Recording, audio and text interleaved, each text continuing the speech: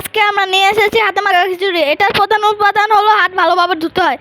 তুমি কি হাত ভালোভাবে ধুয়েছিলে? তারপর একটা কড়াইয়ে আমরা চাল ডাল মিক্স করে দিয়ে দেব। তারপর উপর দিয়ে পেঁয়াজ কুচি দিয়ে দেব। তারপর আদা কুচি দিয়ে দেব। তারপর হলুদ গুঁড়া দিয়ে দেব। তারপর মরিচের গুঁড়া দিয়ে দেব। তারপর ধনিয়ার গুঁড়া দিয়ে দেব। তারপর আমরা দিব জিরার গুঁড়া। তারপর আমরা উপর দিয়ে 2টা তেজপাতা দিয়ে দেব। তারপর লং দিয়ে দারচিনি দিয়ে দেব। তারপর লং দিয়ে দেব। তারপর কিশমিশ দিয়ে দেব, 2 ধরনের কিশমিশ দিয়ে দেব। তারপর কাজু বাদাম দিয়ে দেব। তারপর উপর দিয়ে রসুন বাটা আদা বাটা দিব। বাটা দেওয়ার পর উপর দিয়ে একটু লবণ দিয়ে দেব। লবণ দেওয়ার পর সরিষার তেল দিয়ে আমরা ভালোভাবে এটাকে মেখে নেব। যতক্ষণ পর্যন্ত না হচ্ছে আমরা এটাকে মাখতেই থাকবো।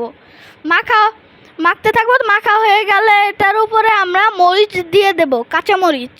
তারপর এটাকে আবার মাখবো আমরা কতক্ষণ। তারপর গরম পানি দিয়ে দেব। গরম পানি দিয়ে এটাকে চুলায় কতক্ষণ আমরা রেখে দেব।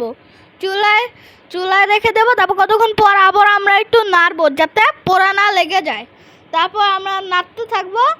তারপর কতক্ষণ পর আমরা এটাকে ঢাকনা দিয়ে ঢেকে দেব। ঢাকনা দিয়ে ঢাকার পর কতক্ষণ পর এটা যখন এইভাবে গড়গড়াবে, তারপর আমরা এটাকে আবার নাড়া দিয়ে দেব যাতে পোড়া যাতে না লেগে যায়। তারপর এরকম গড়গড়াবে, পরে এটা ঝরঝরা হয়ে যাবে। তারপর এটাকে আমরা ভালো মতন নাড়বো যাতে পোড়া না লেগে যায়। তারপর এইভাবে নাড়তেই থাকবো আমরা।